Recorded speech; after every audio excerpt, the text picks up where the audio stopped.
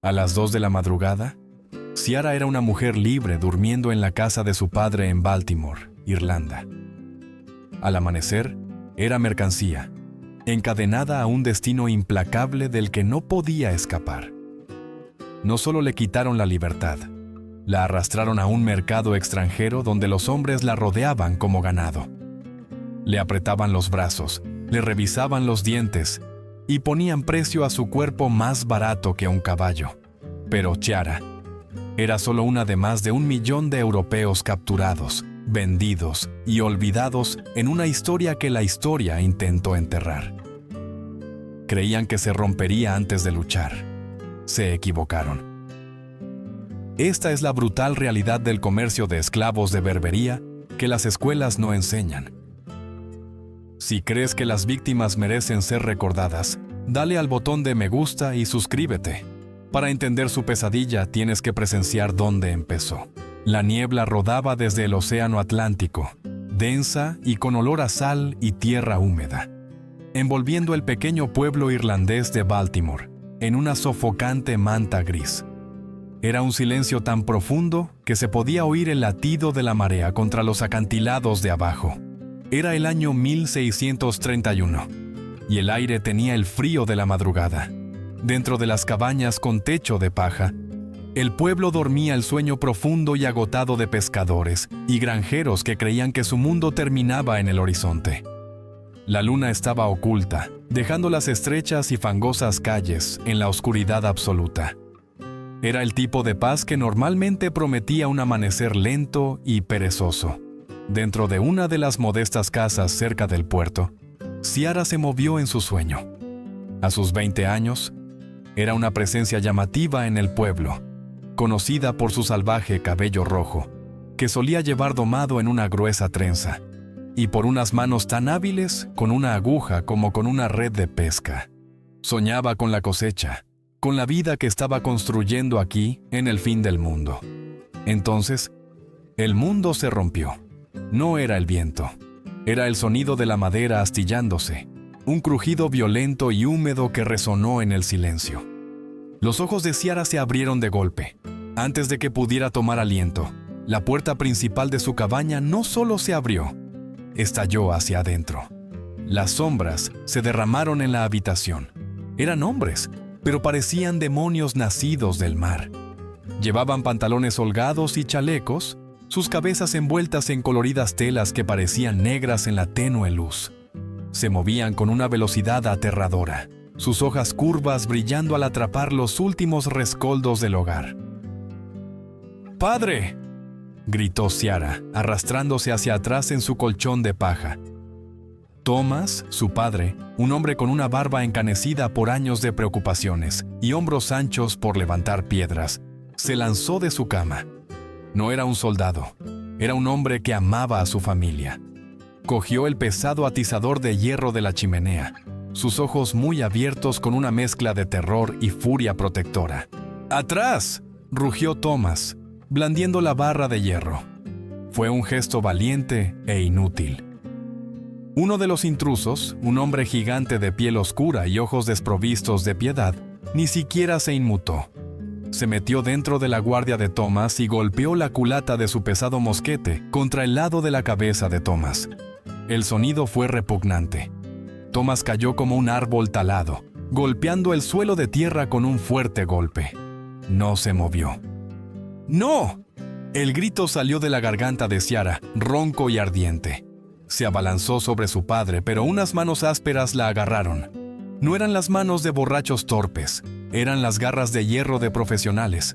Olían a sudor, especias extranjeras y el regusto cobrizo de la sangre.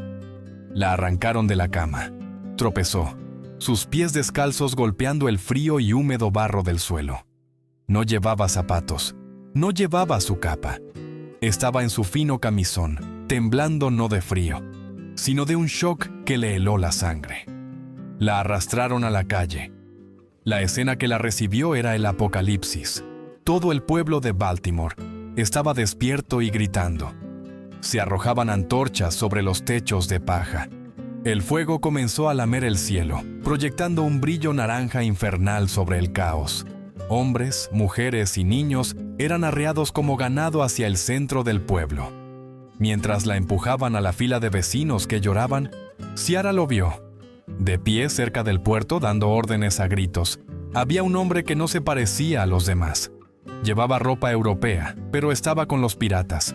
Señalaba casas específicas, gritando direcciones en una mezcla de holandés e inglés. Era un renegado, un traidor. Un europeo que había dado la espalda a su Dios y a su gente para servir a los esclavistas por oro. Sabía qué casas albergaban a las mujeres jóvenes. Sabía dónde las defensas eran débiles. Era el arquitecto de su perdición. Liam. El nombre escapó de sus labios antes de que pudiera detenerlo. A través del humo, lo vio. Liam, el joven pescador con ojos del color del mar y una risa que podía calentar la noche más fría del invierno. Estaba luchando.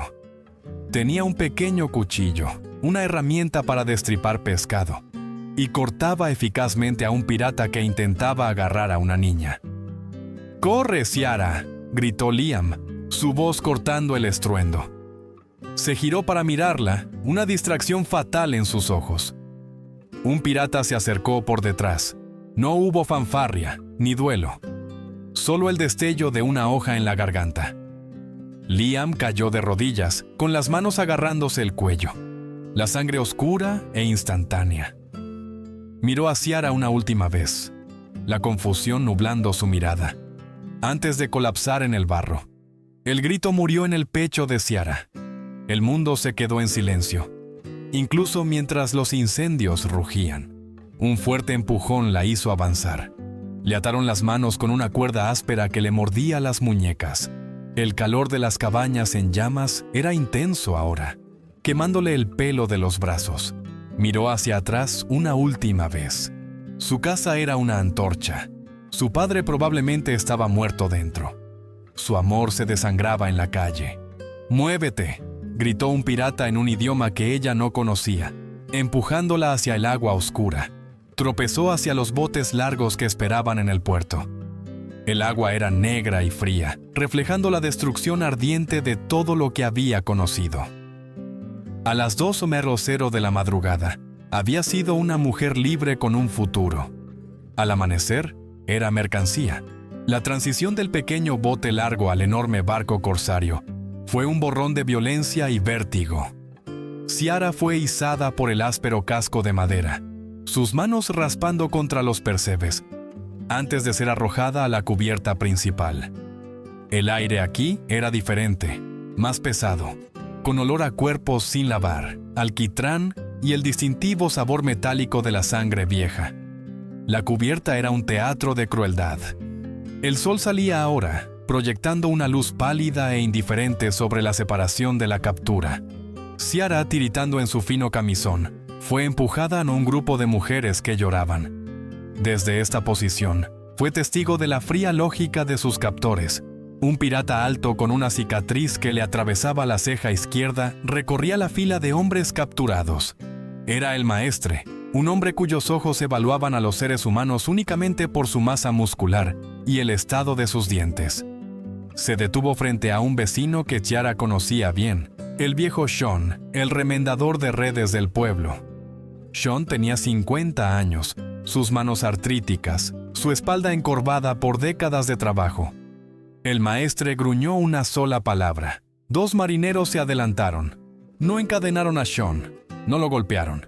Simplemente lo levantaron por los brazos y las piernas.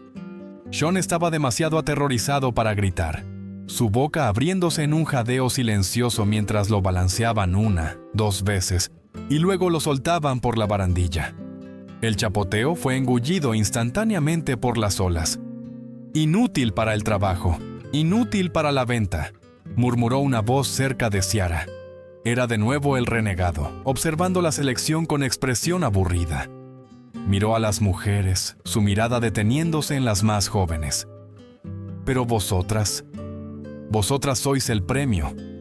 Ciara cerró los ojos con fuerza, pero no pudo bloquear los sonidos de los otros hombres inútiles golpeando el agua. Los hombres jóvenes fueron encadenados y enviados a los bancos de remo. Las mujeres fueron arreadas hacia un cuadrado negro en el centro de la cubierta. la escotilla de la bodega de carga. Descender a la bodega fue como ser tragado por una bestia. La luz desapareció, reemplazada por una oscuridad sofocante que oprimía la piel. El espacio era increíblemente pequeño, un compartimento de techo bajo diseñado para barriles, no para personas. ¡Sentaos!, ladró un guardia, empujando a Ciara. Cayó sobre la madera húmeda. No había espacio para estirarse. Se vio obligada a sentarse con las rodillas pegadas al pecho, la espalda contra las costillas curvas del barco. Una pesada cadena de hierro pasaba por el grillete de su muñeca, conectándola con la mujer de su izquierda y la de su derecha. A su derecha había una extraña. A su izquierda estaba Siobhan, la hija del panadero de Baltimore. Siobhan tenía 18 años, de voz suave y terriblemente frágil. Siempre había sido enfermiza, su piel pálida como la leche, su constitución inadecuada para los duros inviernos irlandeses, y mucho menos para este infierno. ¿Ciara?, susurró Siobhan con la voz temblorosa. ¿Vamos a morir? No, mintió Ciara, aunque su propio corazón latía con fuerza contra sus costillas como un pájaro atrapado. Estaremos bien. Pero no lo estaban. Los días se fundieron en una única y agonizante pesadilla. No había amanecer ni atardecer en la bodega, solo el crujido rítmico de la madera y el nauseabundo balanceo del barco. El aire se volvió denso y venenoso. Con 40 mujeres apiñadas en un espacio destinado a almacenamiento, el calor se hizo insoportable. No había cubos para los desechos. El suelo se volvió resbaladizo con vómito y orina. El hedor tan abrumador que quemaba la garganta y hacía llorar los ojos. 2 veces al día, una escotilla se abría arriba, dejando pasar un cegador rayo de luz. Una cesta de galletas duras y mohosas y un cubo de agua estancada eran bajados. Era apenas suficiente para mantener sus corazones latiendo. Apenas suficiente para asegurar que la mercancía no se estropeara antes del mercado. Las alimentaban como ganado. Las regaban como plantas. Al tercer día, el llanto había cesado, reemplazado por un gemido sordo y colectivo. Al quinto día, Siobhan había dejado de comer. «Com, Siobhan», siseó Ciara, intentando forzar un trozo de galleta en la mano de la niña. «Tienes que hacerlo». «No puedo», jadeó Siobhan. Su piel ardía, una fiebre la consumía desde dentro. «Me duele demasiado». Ciara sostuvo la mano de Siobhan, frotando sus delgados dedos, intentando transferir algo de su propia obstinada fuerza a la moribunda. Le susurró historias de la cosecha, del viento fresco en los acantilados, de cualquier cosa que no fuera esa caja oscura y apestosa. Al octavo día, el barco encontró aguas bravas. La embarcación se bamboleó violentamente, arrojando a las mujeres unas contra otras. En el caos, la cabeza de Siobhan cayó sobre el hombro de Ciara. Era un peso pesado y antinatural. «¿Siobhan?», susurró Ciara. No hubo respuesta. Ciara se movió, tratando de ver el rostro de su amiga en la penumbra. Los ojos de Siobhan estaban abiertos, mirando a la nada. Su pecho estaba inmóvil. «¡Ayuda!», gritó Ciara, haciendo sonar las cadenas. «¡Está muerta! ¡Ayúdenos!». Su voz fue engullida por la oscura madera. Las otras mujeres recogieron el grito, un coro de desesperación. Pero la escotilla de arriba permaneció cerrada. La tormenta rugía afuera, y los guardias no venían. Cayó la noche, o lo que pasaba por noche. El cuerpo junto a Ciara comenzó a enfriarse.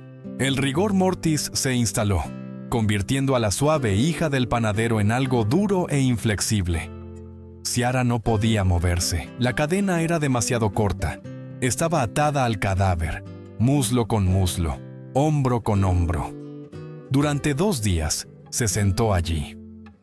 En la oscuridad, la línea entre los vivos y los muertos empezó a difuminarse.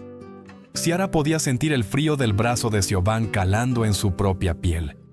Podía oler el comienzo de la putrefacción mezclándose con el aire fétido de la bodega. La locura arañaba los bordes de su mente. Quería gritar hasta que le sangrara la garganta.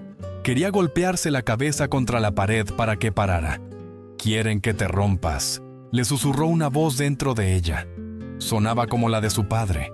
«Si te rompes, eres solo una cosa. Si sobrevives, eres una amenaza». Dejó de gritar, dejó de llorar. Se sentó en la oscuridad, respirando el hedor de la muerte, y dejó que el horror la forjara en algo más duro. Se obligó a beber el agua cuando la trajeron. Se obligó a comer el pan mohoso mientras estaba sentada junto a su amiga muerta. Finalmente, la tormenta cesó. La escotilla se abrió. La luz inundó, revelando la pesadilla con cruda claridad. 2 guardias descendieron, con paños atados sobre sus rostros para bloquear el olor. Desencadenaron a Siobhan de la muñeca. No rezaron ninguna oración. No le cerraron los ojos. Arrastraron el cuerpo por la escalera como un saco de grano. Ciara escuchó. Oyó los pasos pesados en la cubierta de arriba. Luego, oyó el chapoteo. La cadena de su muñeca estaba ahora ligera, pero el peso en su alma era aplastante. Miró el espacio vacío donde había estado Siobhan. «No seré un chapoteo», susurró Ciara a la oscuridad. «Seré una tormenta». La escotilla se abrió. Y por primera vez en 17 días, el mundo no era negro. Era un blanco cegador y abrasador que le clavaba agujas en los ojos a Ciara. Fue izada por la escalera. Sus piernas temblaban tan violentamente que apenas podían soportar su peso. Cuando emergió a cubierta, el asalto sensorial fue inmediato y abrumador. El aire era caliente y seco, con el aroma de carne asada, especias exóticas y polvo. Tan diferente del aire húmedo y salado de Irlanda. Con los ojos entrecerrados y llorosos, lo vio. Argel. Era una ciudad de una blancura imposible, que caía por la ladera como un cubo de perlas derramadas, brillando ferozmente bajo el sol del norte de África. Los minaretes perforaban el cielo azul y el puerto era un bosque de mástiles. Para una chica que nunca había visto un edificio más alto que la iglesia del pueblo, parecía un reino salido de un sueño febril. Hermoso, vasto y absolutamente aterrador. «¡Muévete!», gritó un guardia, empujándola hacia la pasarela. Ciara tropezó, las cadenas de sus tobillos tintineando un sombrío ritmo. Era parte de una larga y miserable serpiente de cautivos que era desembarcada del barco. Los hombres, los que habían sobrevivido a las galeras y a la selección, fueron separados inmediatamente, destinados a las canteras de piedra o a los bancos de remo. Ciara vislumbró fugazmente a un muchacho de su pueblo, con los ojos hundidos, siendo arrastrado por un grupo de soldados. Quiso gritar, pero su garganta estaba reseca, seca como papel de lija. Fueron conducidos por las calles sinuosas y estrechas. El ruido era ensordecedor, una cacofonía de idiomas que no podía entender. Los rebuznos de los burros, los gritos de los mercaderes. La gente se detenía a verlos pasar. Algunos se burlaban. Otros miraban con la aburrida indiferencia de quienes veían la miseria humana todos los días. Llegaron a una gran plaza abierta, rodeada de arcadas. Este era el Bedestán, el mercado de esclavos. Estaba abarrotado de compradores. Hombres con turbantes de seda, rudos capitanes de mar y ricas matronas en busca de ayuda para el hogar. Ciara fue empujada a un corral de retención. Un hombre se le acercó, el Delal, el subastador. Era un hombre bajo y enjuto, con los dedos manchados de aceite y una voz que cortaba el ruido como una trompeta. Agarró la mandíbula de Ciara, forzándole la cabeza de un lado a otro, inspeccionando su rostro con ojos críticos e insensibles. Murmuró algo a su asistente, quien garabateó en un libro de contabilidad. Luego vino la humillación que la perseguiría para siempre. Fue arrastrada a una plataforma de madera elevada en el centro de la plaza. La multitud se apiñó, un mar de caras expectantes. El Delal ladró una orden. Como Ciara no se movió lo suficientemente rápido, le agarró el cuello de su harapiento camisón y tiró. La tela cedió, Ciara jadeó, intentando instintivamente cubrirse con los brazos, su rostro ardiendo de una vergüenza tan intensa que sintió un dolor físico. Pero el Delal le apartó las manos de un manotazo. «¡Mirad!», gritó en una mezcla de lengua franca y árabe, gesticulando hacia su cuerpo como si fuera una novilla de premio. «Joven, fuerte, sin enfermedades». Los compradores avanzaron. No miraron su cara, miraron sus extremidades, sus caderas, sus dientes. Un hombre corpulento con anillos en cada dedo subió a la plataforma. No le preguntó su nombre. Le agarró el brazo, sus dedos hundiéndose en su bíceps para probar el tono muscular. Le abrió la boca a la fuerza, revisándole los dientes como se revisaría a un caballo. Le pasó sus ásperas manos por los flancos, buscando amplitud en las caderas, evaluando su potencial reproductor. Ciara cerró los ojos con fuerza, dejando escapar lágrimas. «Soy Ciara», gritó silenciosamente en su cabeza. «Soy una hija de Baltimore. No soy esto». Pero las voces de abajo discutían sobre su valor en términos fríos y matemáticos. «Demasiado flaca», gruñó un hombre. «¿No sobrevivirá al invierno?»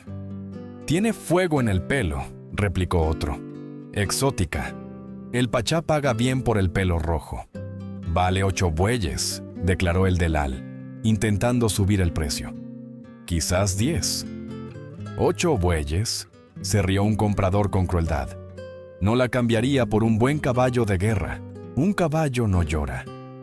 8 bueyes. Las palabras se asentaron en el pecho de Ciara como piedras. Su vida, sus recuerdos, su capacidad de amar y soñar. Todo eso estaba siendo pesado contra el ganado. Era más barata que un caballo. Entonces, la multitud se abrió. Un silencio cayó sobre la primera fila mientras un hombre avanzaba. Era diferente a los demás. Vestía impecables túnicas de seda índigo oscuro, y su turbante estaba enrollado con precisión. Era Yusuf, un mercader conocido por su gusto exigente y su vasta riqueza. No era viejo, quizás de unos 40 años, con una barba cuidadosamente recortada y unos ojos oscuros, inteligentes y terriblemente fríos. No subió a la plataforma para toquetearla. Simplemente se quedó en la base, mirando hacia arriba. Arriba. Su mirada no la desnudó. La miró a través, evaluando su valor no solo como mano de obra, sino como un objeto de estatus. La miró como se mira un jarrón, buscando grietas, imaginando dónde se colocaría en una estantería. «La chica», dijo Yusuf, su voz tranquila pero autoritaria. Levantó una bolsa de monedas. «Me la quedo». El Delal hizo una profunda reverencia. La regateo terminó al instante. Las monedas fueron contadas. El oro tintineaba contra la madera. Era el sonido de su libertad siendo vendida. Yusuf subió los escalones. Se paró ante ella, lo suficientemente cerca como para que ella pudiera oler el costoso almizcle y tabaco que se aferraban a él. Extendió la mano, no para hacerle daño, sino para inclinarle la barbilla con un solo dedo enguantado. Miró sus ojos llenos de lágrimas y no vio una persona. Vio una inversión. «Estás sucia», dijo suavemente en un inglés mal hablado, su tono desprovisto de malicia, simplemente afirmando un hecho sobre su nueva propiedad. «Debemos limpiarte antes de que te vean». Se dio la vuelta y se fue, esperando que ella lo siguiera. Y así lo hizo. Porque la cadena que la ataba estaba ahora en su mano.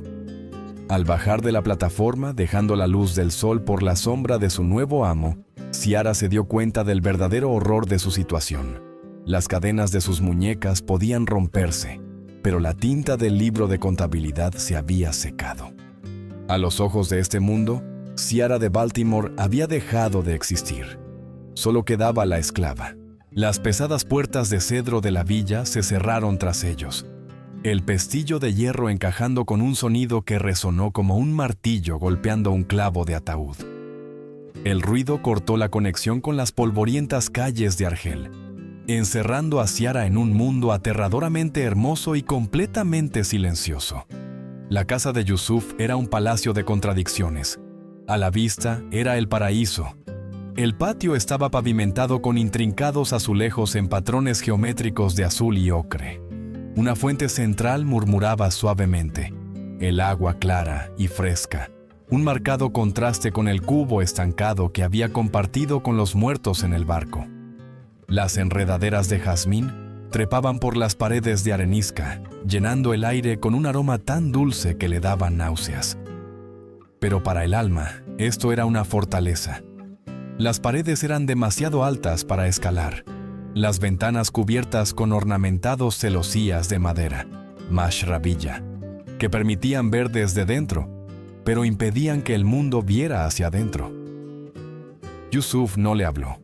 Simplemente hizo un gesto a un par de sirvientas que esperaban en la entrada.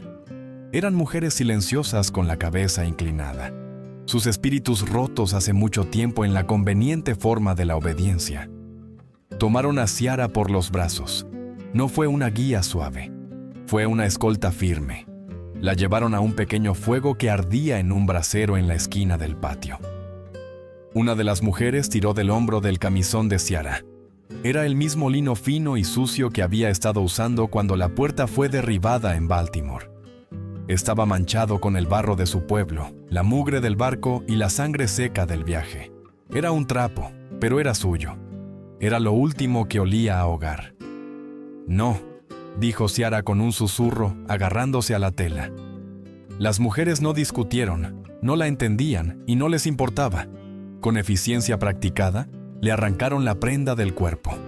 Ciara se quedó desnuda en el patio, tiritando a pesar del calor, con los brazos cruzados sobre el pecho, en un inútil intento de ocultar su vergüenza. Observó cómo la mujer arrojaba el camisón al brasero. El lino se encendió al instante.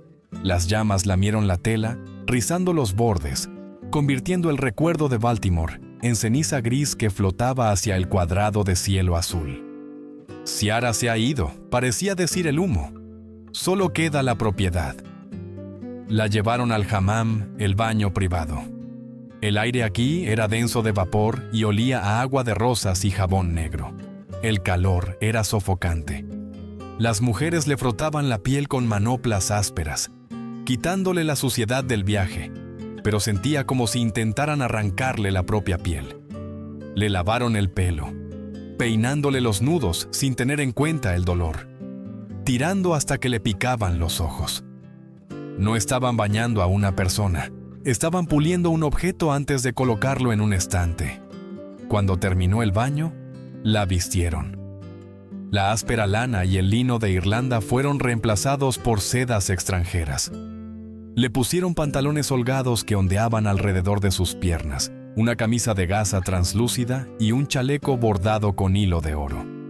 Le pintaron los ojos con col y le perfumaron los puntos de pulso con un fuerte almizcle. La llevaron a un espejo. Ciara miró el reflejo y no reconoció a la criatura que la miraba. La chica del espejo era hermosa, exótica y cara. Parecía una princesa de cuento, pero sus ojos eran los de un animal atrapado. Esta era la mentira del harén. No era un santuario de romance, era una prisión envuelta en terciopelo. La llevaron a una habitación en el piso superior.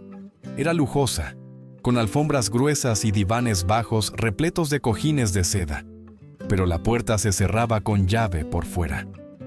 Cayó la noche.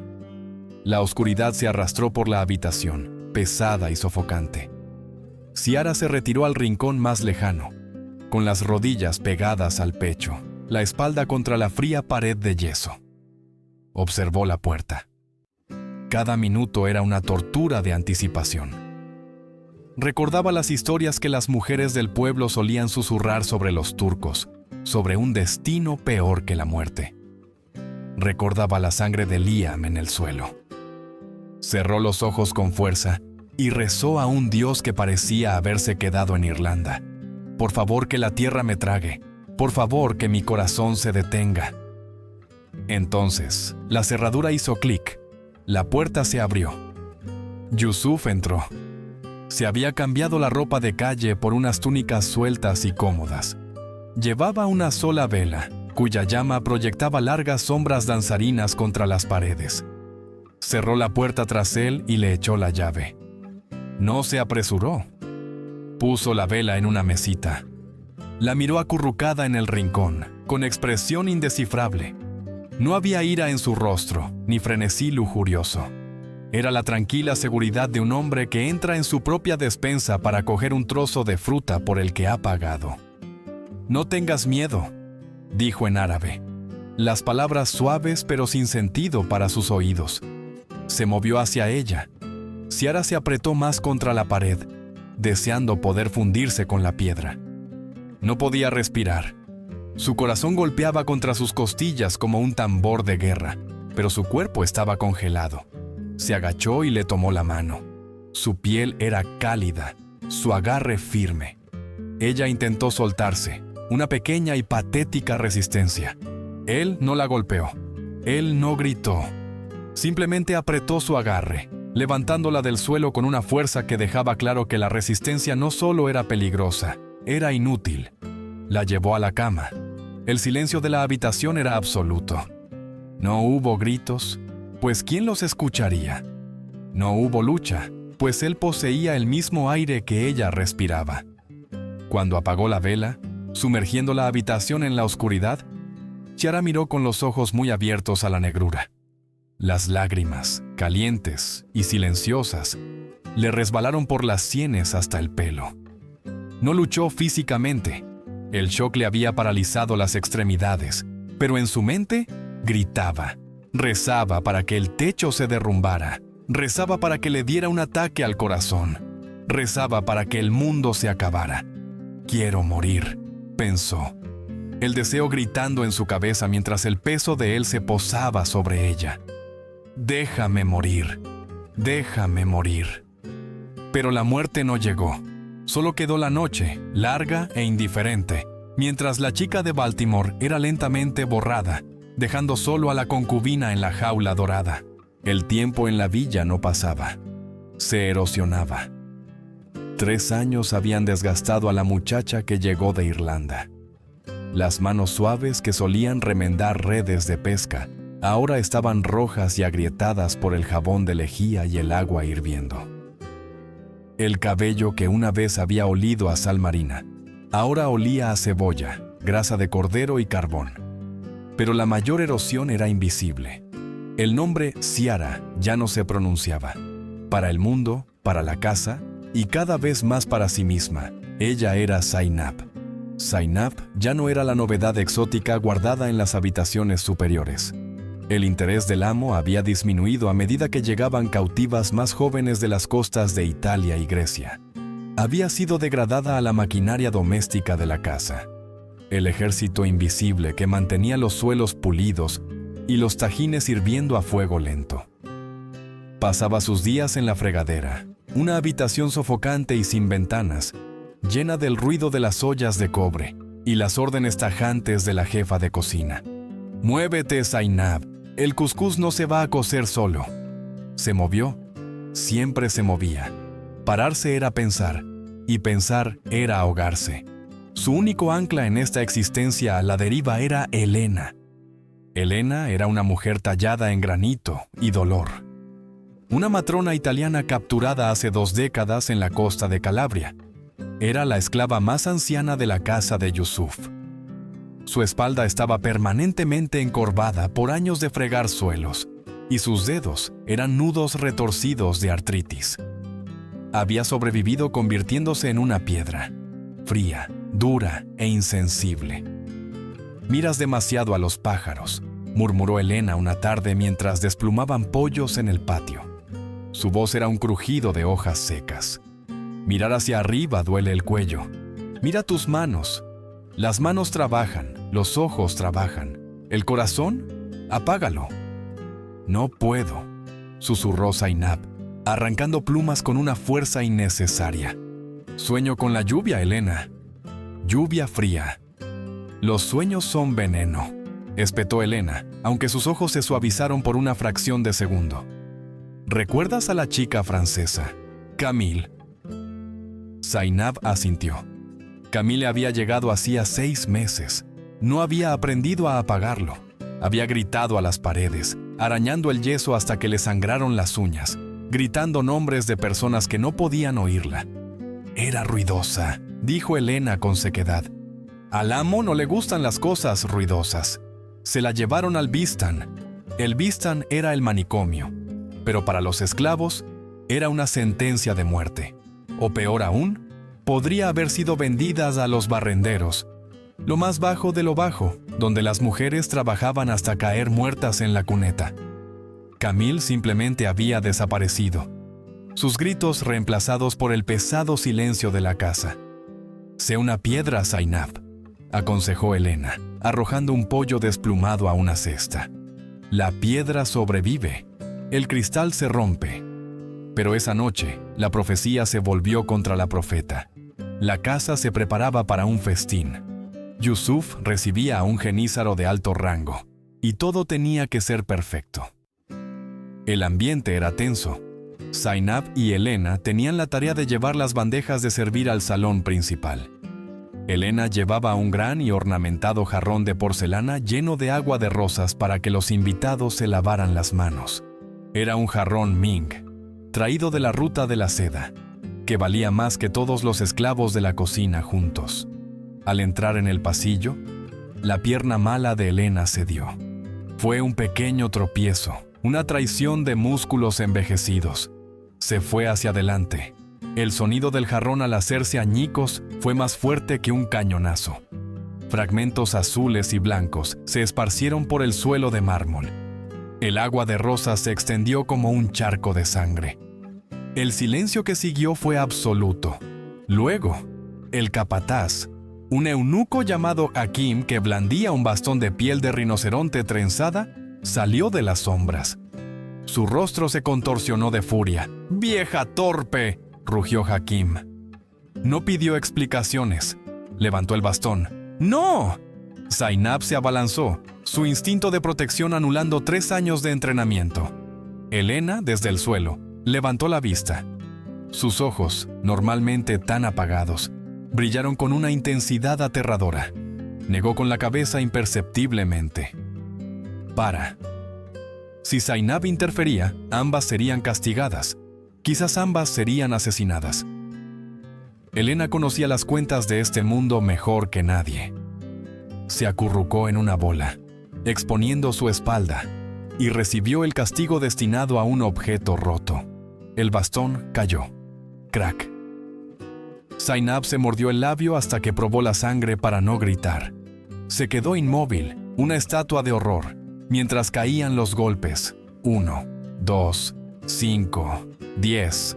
Elena no gritó, gruñó. Su cuerpo se sacudía con cada impacto, pero se negó a darles la satisfacción de su voz. Cuando Hakim terminó, escupió al suelo. «Limpia esto y sácala de mi vista. Si no puede andar mañana, véndela a las curtidurías». Esa noche, en el estrecho sótano donde los esclavos de la cocina dormían en esteras de paja, el aire olía a moho y a muerte inminente. Elena yacía de lado, su respiración superficial y húmeda. La paliza le había roto algo muy dentro de su frágil pecho. Zainab se sentó a su lado, sosteniendo una taza de agua, con lágrimas que le corrían por la cara sin control. «Lo siento», sollozó Zainab. «Debería haberlo cogido. Debería haber...» «Calla», susurró Elena. Su mano fría y temblorosa se extendió para agarrar la muñeca de Zainab. Su agarre era sorprendentemente fuerte. «Escúchame. No hay tiempo para lágrimas». «Elena, por favor». «Escucha», jadeó Elena tosiendo una pizca de sangre. He estado observando, escuchando. Hay una manera».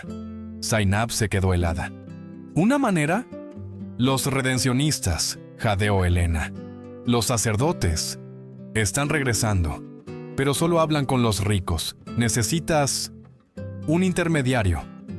Elena acercó a Zainab. Su voz se desvanecía flotando como humo. «Hay un mercader, holandés. Viene al puerto a comprar especias, pero él lleva cartas. Por un precio. Se llama Van der Hoven. Lleva una cruz de plata, escondida bajo el abrigo». «¿Por qué me dices esto?», preguntó Zainab. con el corazón latiéndole con fuerza. ¿Por qué no fuiste tú? Elena sonrió, una grotesca y hermosa distorsión de su rostro magullado. Estoy cansada, Pícola. Estoy 20 años cansada. Mi hogar se ha ido. Mi familia está muerta. Pero tú... Le apretó la muñeca a Zainab por última vez. Tú tienes fuego. No eres piedra.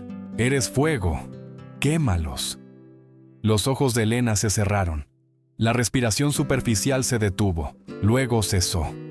En el oscuro sótano, rodeada de la respiración de esclavos dormidos que habían olvidado sus propios nombres, Zainab sostuvo la mano sin vida de la única madre que había conocido en este infierno. Las lágrimas se secaron en su rostro, dejando sal. Soltó la mano de Elena. Se puso de pie. Van der Hoven, susurró a la oscuridad. Ella no era piedra, ella no era cristal, ella era Zainab, y tenía un nombre que encontrar. El Souk al-Atarín era un asalto sensorial, un laberinto de callejuelas estrechas asfixiadas por el olor a comino, azafrán y cuerpos sin lavar. Para Zainab, la mujer que una vez fue Chiara, era el único campo de batalla donde tenía alguna posibilidad de defenderse. Caminaba 2 pasos detrás de Hakim, el eunuco capataz. Este se detuvo a regatear por un saco de lentejas, su voz elevándose en ira teatral contra el mercader. Este era el momento. El caos del mercado era su coartada. Sus ojos escanearon la multitud, desesperados y agudos. Elena lo había descrito perfectamente. Una montaña de hombres sudando profusamente en lana europea, que era demasiado pesada para el sol africano. Y allí estaba, de pie cerca de un puesto de alfombras, secándose el rostro rojo con un pañuelo. Van der Hoven, el holandés, se parecía menos a un salvador y más a un sapo con chaleco.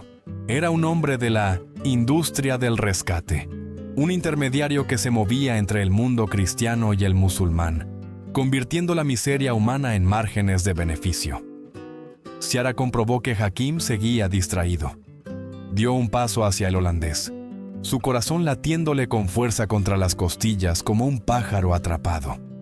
Mantuvo la cabeza baja, fingiendo el arrastre sumiso de una esclava doméstica, hasta que estuvo justo a su lado. Maestro Van der Hoven, susurró en un lingua franca chapurreado. El holandés saltó ligeramente. Miró hacia abajo, sus ojos azules y acuosos entrecerrándose mientras la evaluaba. No vio a una persona, vio un riesgo. «No estoy comprando hoy, muchacha», gruñó, dándose la vuelta. «No vendo», siseó Ciara, acercándose peligrosamente cerca. Compro una carta». Metió la mano entre los pliegues de su faja. Durante 3 años, había interpretado el papel de sirvienta invisible. Había barrido suelos, fregado ollas y robado. Un botón de oro suelto por aquí, un pequeño pendiente de plata que se le caía a una concubina descuidada por allá. Se los había tragado, los había escondido en la tierra del sótano y había rezado. Ahora, presionó un pequeño y pesado trapo en la palma húmeda del holandés. Él se detuvo. El lenguaje universal del oro no necesitaba traducción. Abrió la mano discretamente, mirando el brillo del metal.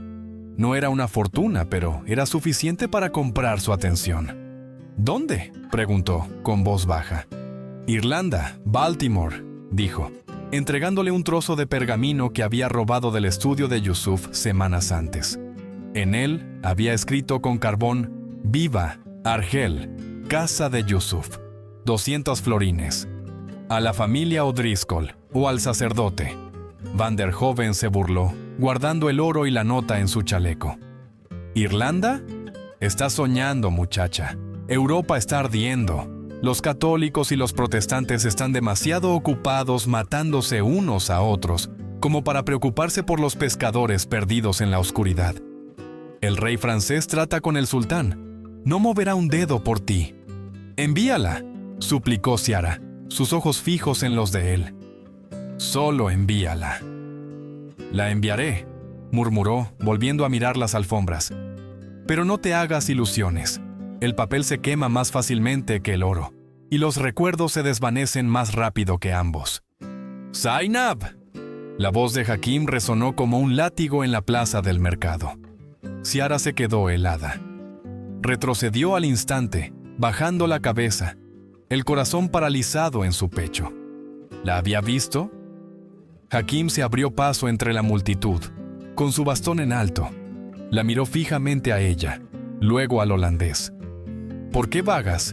¿Crees que tus piernas son tuyas? Yo creí ver a un ladrón, maestro.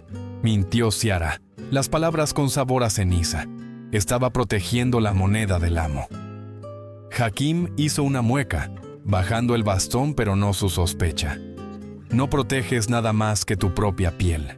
Muévete. El camino de vuelta a la villa fue un borrón de terror. Cada paso se sentía como una marcha al cadalso. ¿La había traicionado Van der Hoven? ¿Revisaría Hakim su faja? La carta se había ido al mundo, un hilo frágil tejido a través de un mar de indiferencia. Era un mensaje en una botella lanzado a un huracán. Cuando regresaron a la villa, el ambiente era frágil. El silencio era inquietante. No era el silencio pacífico del descanso vespertino. Era el silencio sin aliento previo a una ejecución. Yusuf estaba de pie en el patio. No llevaba sus cómodas túnicas. Estaba vestido para montar, sosteniendo un látigo de montar. Su rostro una máscara de fría decepción. En el centro del patio, sujeta por 2 guardias, estaba Amira. Amira era una chica circasiana, apenas 16 años, nueva en la casa. Era hermosa y tonta. Había intentado sobornar a un guardia del jardín con su cuerpo para que la dejara salir por la puerta trasera. El guardia tomó lo que ella le ofreció y luego se la llevó a Yusuf. «Te doy seda», dijo Yusuf suavemente, su voz resonando en las paredes de azulejos. «Te doy comida. Te doy seguridad en las calles». Amira sollozaba, suplicando en turco con la cara pegada a la tierra. «Pero no quieres mi protección», continuó Yusuf rodeándola. «Quieres el mundo exterior. Muy bien». Hizo una señal a los guardias. «Llevaosla al maestro de la cantera. Decidle que es fuerte. Arrastrará piedras hasta que se le rompa la espalda». Ziara estaba junto a la puerta de la cocina, paralizada. La cantera era una sentencia de muerte. Era a donde iban las cosas rotas. Amira gritó mientras la arrastraban, sus uñas raspando los hermosos azulejos geométricos, dejando rastros en el polvo. Yusuf volvió su mirada hacia el resto de la casa. Sus ojos recorrieron a los sirvientes, los cocineros, los esclavos. Por un segundo aterrador, su mirada se posó en Ziara. ¿Sabía él? La había vendido el holandés por una segunda bolsa de oro. Estaba la carta ya en el bolsillo de Yusuf. Ziara dejó de respirar. Se obligó a hacer de piedra, tal como Elena le había enseñado. No apartó la mirada, pero no lo desafió. Se convirtió en parte de la arquitectura. Yusuf se dio la vuelta, despidiéndolos con un gesto de la mano. «Limpiad los azulejos», ordenó. Ella hizo un desastre. Esa noche, Ziara yacía en su estera de paja. Su cuerpo temblaba incontrolablemente. La carta se había ido. Amira se había ido. El hilo estaba lanzado. Pero en un mundo donde las chicas se vendían por piedra y el oro solo compraba silencio, se preguntó si acababa de firmar su propia sentencia de muerte. 5 años son una vida cuando se miden en latidos de miedo. La Zainab que se movía por los pasillos de la villa de Yusuf ya no era la muchacha temblorosa del bloque de subastas. Caminaba con la espalda de acero, un manojo de pesadas llaves de hierro tintineando en su cintura. Se había convertido en la cajilla, la ama de llaves. Administraba la despensa, disciplinaba a los perezosos y aseguraba que la maquinaria de la comodidad de Yusuf funcionara sin rechistar. Se había hecho indispensable. Una estrategia de supervivencia que había funcionado demasiado bien. Era un martes cuando el pesado aldabón de la puerta principal golpeó 3 veces. Ziara, todavía se susurraba el nombre a sí misma en la oscuridad, estaba en el patio contando sacos de grano. Hizo una señal al portero. Cuando las puertas se abrieron con un chirrido, no revelaron a un mercader, sino a dos hombres con túnicas ásperas y polvorientas, adornadas con una cruz roja y azul. Trinitarios, la orden de la Santísima Trinidad para la redención de cautivos. El hombre mayor, el padre Gabriel, parecía un callo andante. Su rostro estaba quemado por el sol, su barba blanca y enredada, y sus ojos mostraban la cansada determinación de un hombre que había negociado almas con el mismísimo diablo. Llevaba una pesada cartera de cuero que tintineaba con el distintivo sonido de florines holandeses y ducados venecianos.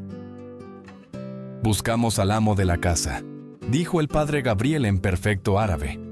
«Venimos por la mujer irlandesa, la que se llama Ciara». Ciara dejó caer su libro de contabilidad. El sonido resonó como un disparo en el patio silencioso. Yusuf emergió del balcón superior. Bajó las escaleras lentamente, alisándose el caftán de seda. Miró a los monjes no con desdén religioso, sino con aburrimiento comercial. «Aquí no hay Ciara», dijo Yusuf con suavidad. «Solo Zainab». «Su nombre es Ciara O'Driscoll», corrigió el padre Gabriel, con voz dura como el granito. «Y su familia en Baltimore, junto con la Santa Iglesia, ha reunido la suma de 200 florines. Tenemos el papel del intermediario, Van der Hoven». Dejó la bolsa sobre la mesa baja. La abrió. El oro brilló bajo el sol de la tarde. Ciara dejó de respirar. Era real. La carta había sobrevivido. Su hermano, su pueblo, no la habían olvidado. Se habían privado de todo para llenar esa bolsa. Yusuf miró el oro. Luego miró a Ciara. Vio las llaves en su cintura. Vio el orden de su casa. Calculó el costo de entrenar a un nuevo mayordomo. El derroche. El robo que ocurriría sin su atenta mirada. «No», dijo Yusuf, cerrando la bolsa y empujándola de vuelta. «La ley del Dey es clara», argumentó el padre Gabriel, dando un paso adelante. «Un rescate ofrecido debe ser honrado». «La ley se aplica a los cautivos», se burló Yusuf. «Zainab es parte de esta casa. Ella lleva mis asuntos. No es una esclava de galeras común que se puede comprar con un puñado de monedas. Ella es esencial». Se dio la vuelta. «Fuera». El pánico, frío y agudo, atravesó el pecho de Ciara. El no del bloque de subastas había sido por dinero. Este no era por posesión. Él no la mantenía porque la deseara. La mantenía porque era un electrodoméstico útil. «Amo», dijo Ciara, su voz temblorosa pero alta. Yusuf se congeló. Un esclavo no hablaba a menos que se le hablara. «Si no vende», dijo Ciara, cambiando al turco que se había visto obligada a aprender, «la casa se pudrirá, las cuentas fallarán, quemaré cada comida, romperé cada jarrón, seré cristal, no piedra». Yusuf se giró, entrecerrando los ojos. La amenaza era real. Vio en ella el fuego del que había hablado Elena. Un mayordomo rebelde era peor que ningún mayordomo. «Bien», escupió Yusuf, «pero el intercambio se hará en el puerto, ante la autoridad portuaria. No permitiré que estos sacerdotes me engañen con monedas falsas». El puerto de Argel era una boca caótica de marineros que gritaban, burros que rebuznaban, y el olor a alquitrán y pescado podrido. El sol se ponía tiñendo el agua de tonos rojo sangre. El padre Gabriel estaba junto a la pasarela de un pequeño mercante francés, el Saint-Malo. El oro fue contado sobre la tapa de un barril. El oficial del puerto selló un documento. «Está hecho», dijo el padre Gabriel, extendiendo una mano hacia Ciara. «Ven, hija». Ciara dio un paso adelante. La madera del muelle se sentía inestable bajo sus pies. Podía oler el Atlántico en el viento, un aroma que no sabía que había olvidado. De repente, una mano se aferró a su antebrazo. Era una prensa de hierro. «Espera», siseó Yusuf. No la había soltado. La tiró hacia atrás, con fuerza, alejándola del fraile. El oro ya estaba en su otra mano. «200 es el precio de un trabajador», gruñó Yusuf, su avaricia luchando contra su orgullo. «Ella vale 500. El trato es nulo. «¡No puede!», gritó el padre Gabriel abalanzándose hacia adelante. Pero los guardaespaldas de Yusuf lo bloquearon con cimitarras desenvainadas. «Yo soy la ley en esta casa», rugió Yusuf, arrastrando a Ciara hacia atrás. «¡Vuelve!». Los flashbacks golpearon a Ciara como golpes físicos. La plataforma, las manos en sus dientes, 8 bueyes. Menos valiosa que un caballo. No, no era un buey, no era un caballo, no era Zainab. Mientras Yusuf la arrastraba, su agarre magullándole el hueso, Ciara se llevó la mano al pelo. Sus dedos encontraron el largo y afilado pasador de latón que sostenía su velo. Era un adorno que él le había comprado, un símbolo de su propiedad. Ahora, era un arma. Con un grito que llevaba 5 años acumulándose, Ciara clavó el pasador. No apuntó a su corazón, no era una asesina. Apuntó a la carne de la mano que la sujetaba. La punta del latón perforó el dorso de la mano de Yusuf. Él chilló, un sonido más de shock que de dolor, y su agarre se rompió. La sangre brotó en su manga de seda. «No soy tu propiedad», gritó Ciara, las palabras saliendo de su garganta en gaélico. No miró hacia atrás. Corrió. Se lanzó por el hueco entre el muelle y el barco. Aterrizó con fuerza en la cubierta, desollándose las rodillas, jadeando. El padre Gabriel subió a bordo tras ella. «¡Zarpad! ¡Ahora! ¡Ahora!». Los marineros franceses, al ver las espadas desenvainadas en el muelle, cortaron las cuerdas. El viento hinchó las velas. El Saint-Malo se alejó bruscamente del muelle de piedra. En el muelle, Yusuf se agarraba la mano sangrante, con el rostro contraído en una máscara de furia. Gritó órdenes, pero la distancia se ampliaba. El agua se agitaba entre ellos, una barrera azul que crecía con cada segundo. Ciara se incorporó hasta la barandilla. Se le había caído el velo. Su pelo rojo ondeaba al viento, una bandera de fuego contra el cielo que oscurecía. Tocó las cicatrices de sus brazos, las cicatrices invisibles de su alma. Nunca se desvanecerían, pero mientras veía la blanca ciudad de Argel encogerse en la distancia, el fuego en sus ojos brillaba más que el faro. Estaba rota, sí, pero era libre.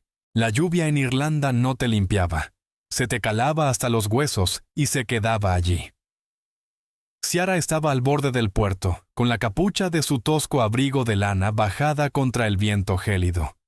Habían pasado 6 semanas desde que el Saint-Malo la había llevado a Francia y otras 2 para encontrar pasaje a casa. Ahora, miraba Baltimore. No era el pueblo que había dejado. Las cabañas que se habían quemado aquella noche de fantasmas habían sido reconstruidas, pero las cicatrices permanecían. Tocones carbonizados de viejos robles se alzaban como lápidas negras en los verdes campos. La población era más escasa, las caras más duras. Las risas que solían resonar en la taberna ahora eran más silenciosas, amortiguadas por el recuerdo de los espacios vacíos donde solían estar los amigos. Subió por el camino embarrado. Sus botas, compradas con la última caridad de la iglesia, se sentían pesadas. La gente se detuvo. Un pescador que remendaba una red se quedó inmóvil, su aguja suspendida en el aire. Una mujer que llevaba una cesta de turba entrecerró los ojos. Luego se persignó como si hubiera visto un espectro. ¿Es ella?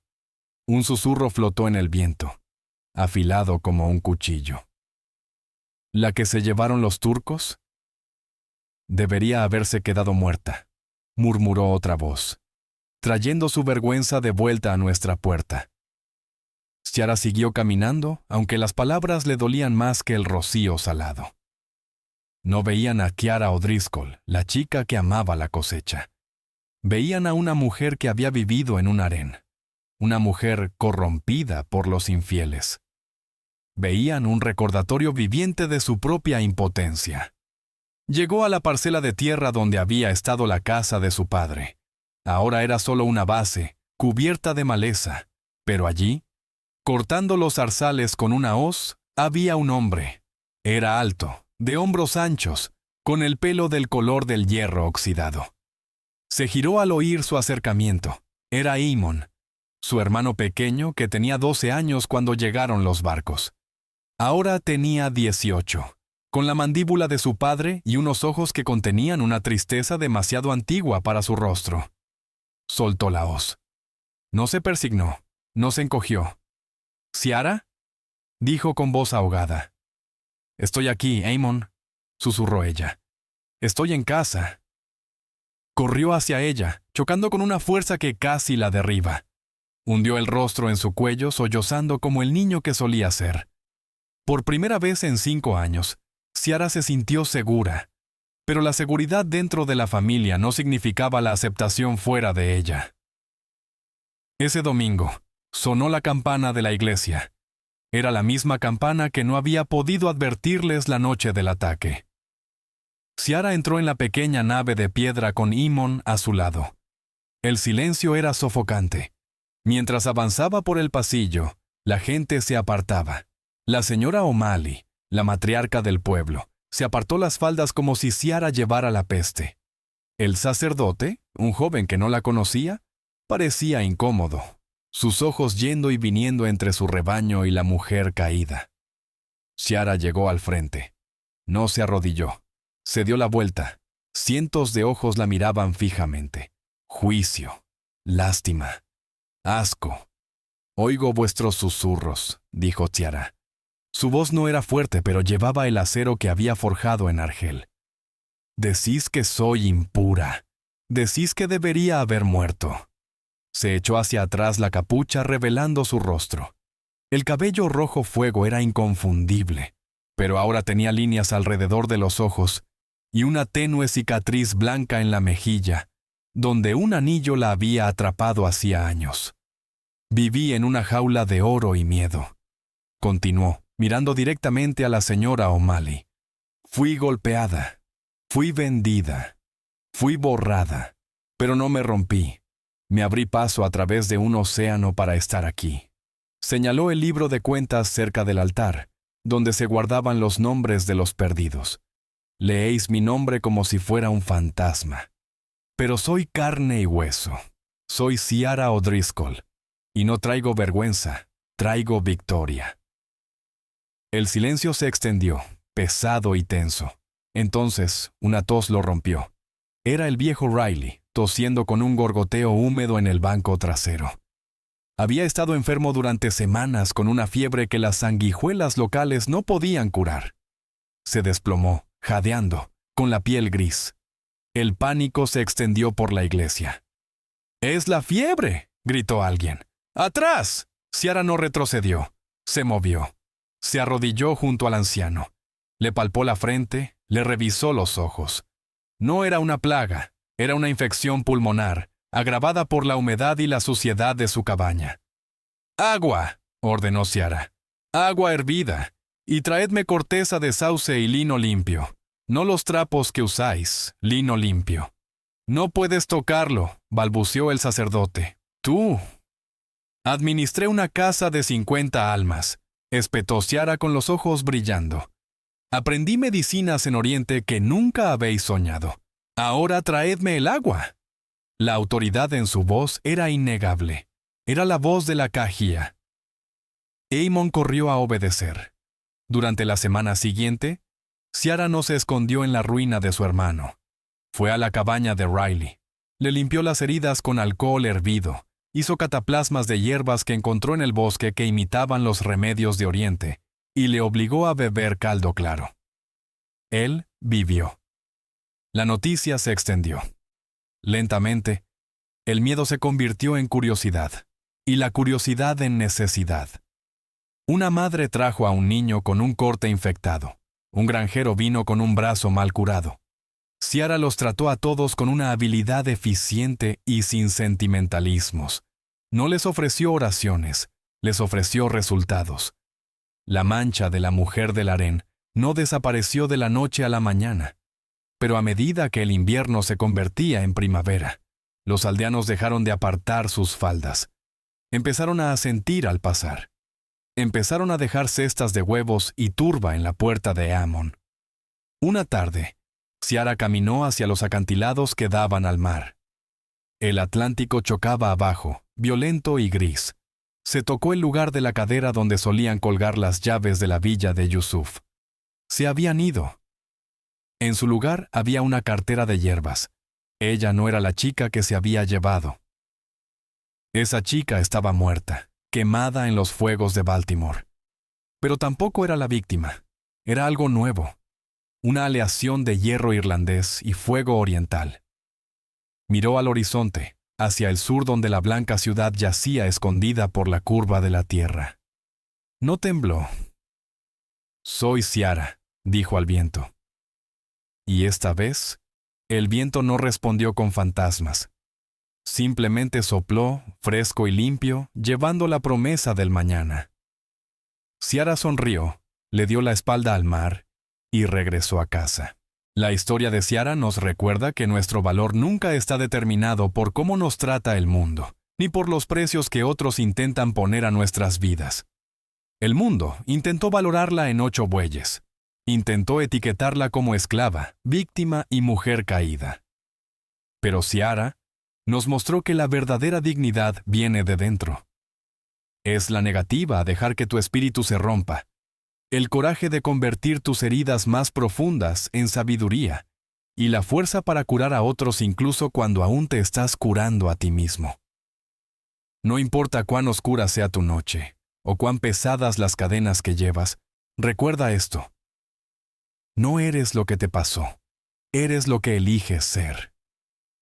Si el viaje de Ciara desde la oscuridad de la bodega de carga hasta la luz de la costa irlandesa te conmovió, por favor, dale al botón de me gusta para honrar su memoria. Comparte este video con tus amigos y familiares para que las historias de los olvidados nunca se pierdan de nuevo. Y si quieres descubrir más verdades ocultas en las sombras de la historia, por favor, suscríbete a nuestro canal y activa las notificaciones. Recemos. Que el Señor te conceda la fuerza para romper las cadenas que te atan, ya sean cadenas de miedo, arrepentimiento o el juicio de los demás. Que Él cure tus cicatrices invisibles, así como curó las de Ciara, y llene tu corazón con un fuego que ninguna oscuridad pueda extinguir. Que siempre encuentres tu camino a casa, no importa cuán lejos hayas vagado. Si crees en el poder de la redención y la fuerza del espíritu humano, escribe amén en los comentarios de abajo. Dios te bendiga.